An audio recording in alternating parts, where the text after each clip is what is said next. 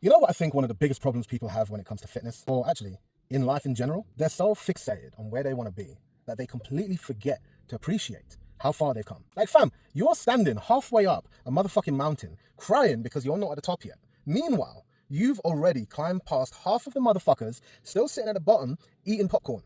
I don't know why they're eating popcorn at the bottom of a mountain, but okay. Just because you aren't where you want to be doesn't mean you can't celebrate that you aren't where you used to be. Let's be real, we all can fall into the all or nothing mindset. You know, the one that says, if I can't do it perfectly, what the fuck is the point? Or my personal favorite, I've only lost 3 kg, I might as well quit. Motherfucker, you lost 3 kg.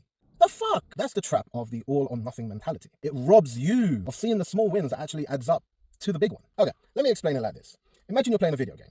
You start at level 1, right? And after a few weeks, you're at level 5. Now, you might not be at level 50 yet, but you're still not where you started. You're still not at level 1 because you've leveled up. But the all or nothing voice in your motherfucking head goes, you're only at level 5. Blood, you're shit at this game, bruv. However, level 1 version of yourself, old you, would have killed to be where you are now. And it's kind of crazy how we treat progress like it doesn't count unless it's extreme. You lose 1 kg, that's not enough. You gain 2 reps on your maximum squat, doesn't count. You start eating better, still not perfect. Like, what are we doing? We're so fixated on the end goal that we forget to appreciate the process that gets us to the end result. The truth is, most people don't fail because they don't make the progress. They fail because they don't see the progress they're making. They convince themselves it's not enough and then stop. And believe me, it is one of the most frustrating things to see, because you could be one small, consistent week away from seeing a big breakthrough, and you quit because your brain glitches out like, this is not working fast enough. It's like planting a seed, watering it for fucking 2 days, and then digging it up, checking to see if it's growing. Of course it's not growing. You keep disturbing it. Listen up, take notes. Progress is slow. It's supposed to be. That's what makes it real. Imagine the same time it took for you to get out of shape is going to take the same time to get back in shape. And if you take anything away from this video,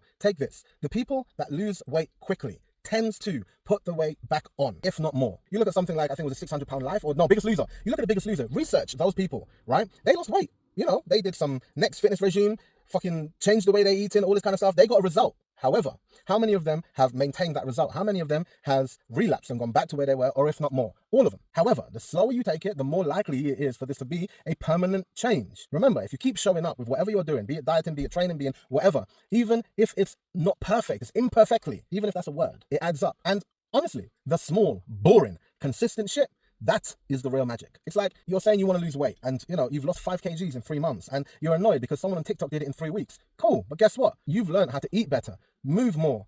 You're feeling better, which is the biggest one for me. Your clothes are fitting differently. Your energy is up. You've changed your mindset to how you train, right? You start thinking about training with intensity. You start thinking about, you know, food choices. Is this going to get me to my goal? You know, does this have enough protein? You start thinking about protein as in an absolute necessity within a day because it fucking is. That's all progress. But because you don't have a six-pack yet, you're telling yourself you're failing. No, you're building. Think about this. Every step you take forward, no matter how small, is still a step forward. If you walk 1,000 steps a day instead of 10,000, that's still 1,000 more than sitting on your couch. If you go to the gym twice a week instead of 5, that's still 2 more than 0. If you're drinking more water, eating more protein, sleeping better, you're winning. It's not all or nothing. It's always something. You don't need perfection to progress. You just need consistency and patience. And let's be honest, patience is the hard part, because we live in a world where we want everything now. Results, followers, abs, instantly. But your body doesn't work like Amazon Prime. You can't just click order and then expect it tomorrow. It's the little decisions that shape the outcome. And when you stop beating yourself up for not being there yet, you actually enjoy the process of getting there. You start celebrating the small wins, like hitting all your workouts for this week, or choosing water instead of some kind of soft drink, or not giving up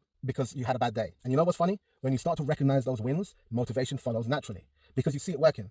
And suddenly the process becomes something you want to keep doing instead of something you're forcing yourself to do. So here's what I want you to take from this. You might not be where you want to be yet, but thank God we're not where we used to be. Progress doesn't have to be dramatic to be meaningful. You don't need to change everything overnight. You just need to keep moving forward, even if it's slow, even if it's messy, even if you stumble along the way, which is possibly inevitable, because life is always going to get in the way at some point. But one day you will look back and realize those tiny steps were actually giant leaps in disguise. Stop discrediting yourself. Stop comparing your day 20 to someone else's day 200. Start being proud of the version of you that decides to keep going when it was easier to quit, because that's where the real progress happens. Not when you hit your goal, but when you refuse to give up along the way.